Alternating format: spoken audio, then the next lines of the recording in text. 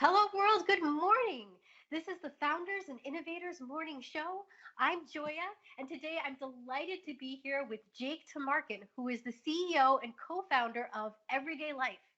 And from what I understand, you've had this really fascinating journey into entrepreneurship. So, why don't you tell us a little bit about that? Tell us where you are now, and then I want to hear the journey that you've been on and what you've learned. Absolutely, Joya. Thank you for this opportunity. Let's see. We started Everyday Life just over a year ago. Just launched our first product now. And so it's been an incredible journey just as an entrepreneur for that last year, building up to launching a product. It feels like you're at a finish line of a sort, but really it's really just the starting line. Exactly. The race So to the starting line. exactly. So that's been an amazing experience, humbling, and I've just really grown so much over that period. But I do bring to it a considerable background before that. I came from a career on Wall Street, actually, where for 20 years I was a banker and consultant and strategic advisor to big financial services companies and had a really great experience there. It was amazing. I learned a ton, but eventually, what happened was I became a parent, and I had a couple little kids, and you start thinking as a parent like what it means to be a provider. And Wall Street was definitely lucrative and was able to provide financially, but I felt like there was something missing. I have wonderful friends that are teachers, not work for nonprofits, other more mission driven type of work that doesn't necessarily pay as well as a Wall Street job, but they're living their values in a way that I was envious of. Mm-hmm. And um, and I thought that for my kids, them to I wanted to be a role model, that there's more to life than making decisions just based on chasing the next dollar. And I feel like there's an opportunity to build a business that is a profitable enterprise and grows and serves a lot of people excellently, but also is a platform for making the change that I want to see in the world. And so that's what motivated me to walk away from my career and start Everyday Life. I have to say, your story is so inspiring to me because, in a sense, it's almost the exact opposite of the narrative I often hear, which is the people who, when they're young, they feel, oh, I can start out in entrepreneurship, and if it succeeds or fails, it doesn't make a difference.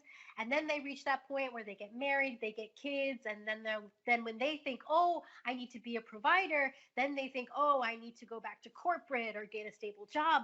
But I love that you really had this insight to recognize that it was the exact opposite. That the way you actually are the best parent and the best role model is to show your children what it is to be a risk taker, to go after what you really care about, and to live your values. It's a wonderful, inspiring story that I hope people hear.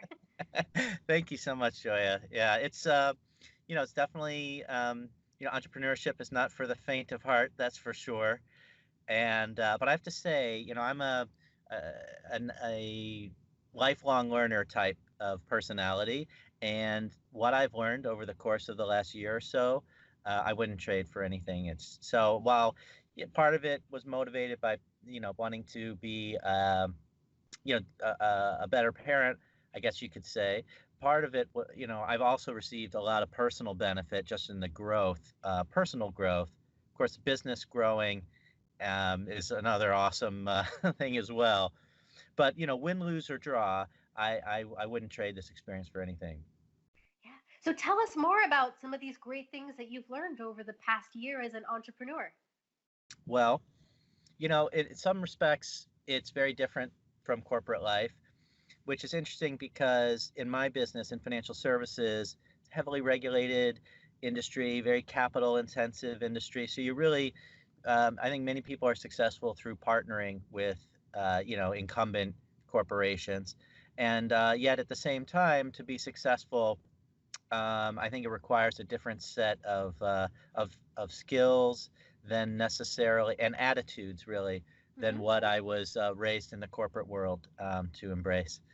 So, for example, it's it's more valuable to have a point of view that that is mild, at least a little bit provocative, Mm-hmm. even if you need to shift it, later. If you learn more and adapt later, that's more important to have to articulate what's important to you than it is to go along to get along type of attitude, which in a maybe more political corporate environment can be Mm-hmm. wise approach. So that's one thing. The other thing is the whole test and learn mentality, and the humility. When I was a management consultant, you walked into the room with the utmost confidence, right? And in many respects, that's what your client is buying, is your confidence that you can pull this off, that you can see them through whatever it is. But I think in successful entrepreneurs bring a humility at the same time that we have a point of view about how we can make something better.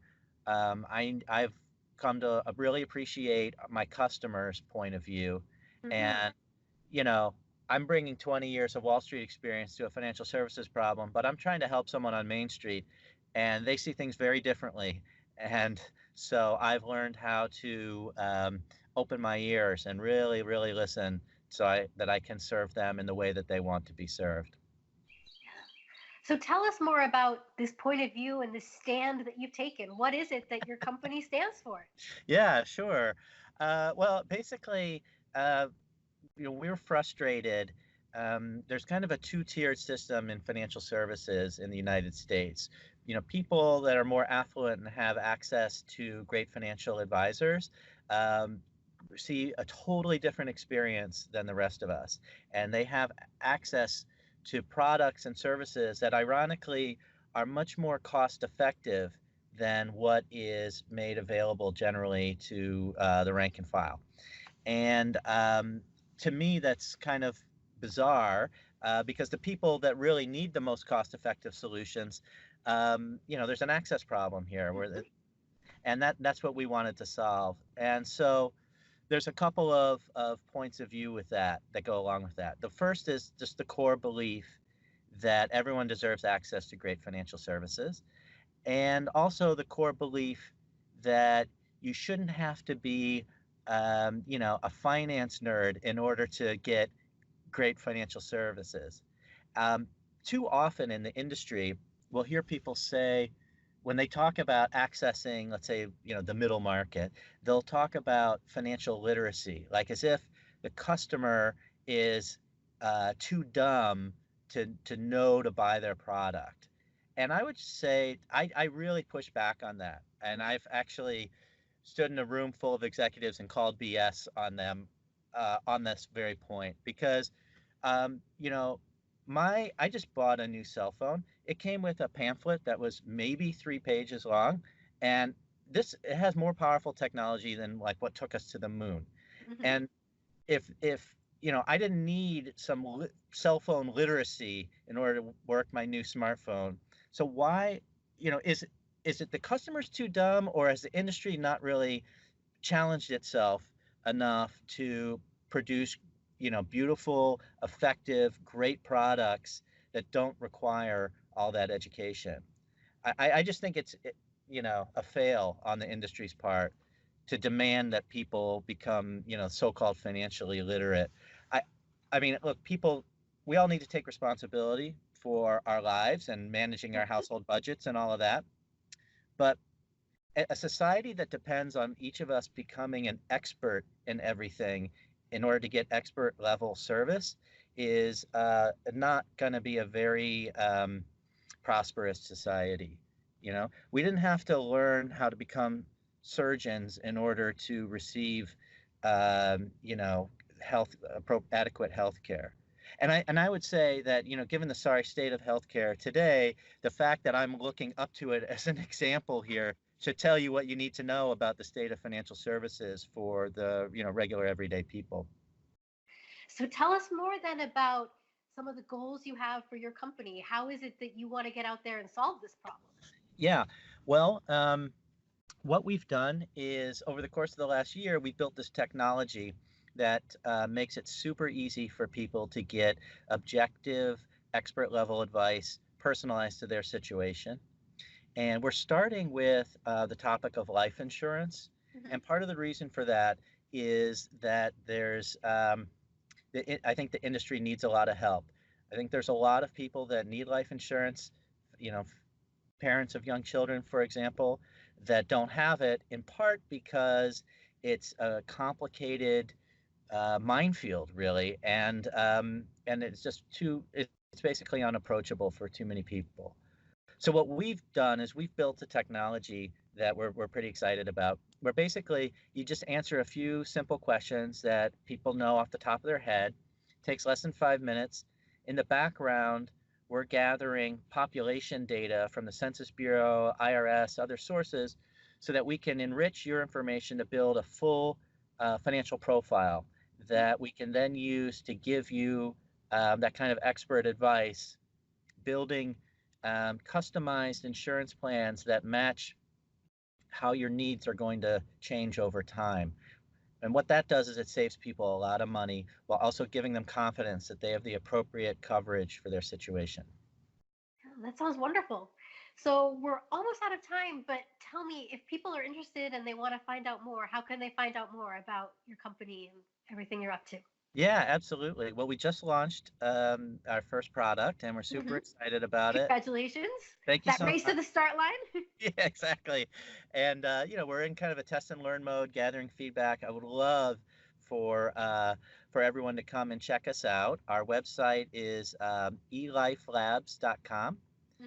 and I'd love you to come by, take a visit, take a spin. There's you know, um, no challenging information required to give our product a whirl. It's free, no contact information required or anything.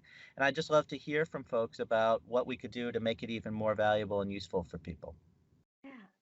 And so I hear that that's really even the stage where you're at now, is just gathering more of this customer information about what people really need and want. To end off, maybe you can just speak to that aspect of this process about learning about what it is the customer really wants. Yeah, well, I mean, it's been amazing and humbling, and part of that, we collect information from a lot of sources, and I expect if we're successful, this is something we're going to do for our whole corporate lifespan. I don't see this ever ending. But we look at site usage through Google Analytics. We run one-on-one user interviews. We do focus groups. We do surveys. We take all kind of information in every way that we can get it from folks, so that we can kind of triangulate, because people don't spend all day thinking about, like, oh, what's the ultimate insurance shopping experience for me, nor would I Hmm. want them to have to. Right. Right? So we just take in information from all different sources and use it to me and my teammates will deliberate on it. You should hear some of our debates. We're passionate, but we're passionate learners and we're really committed to our mission. And so with that, it's really been fun and exciting. And with that commitment and humility, I feel like we will continue to serve people excellently.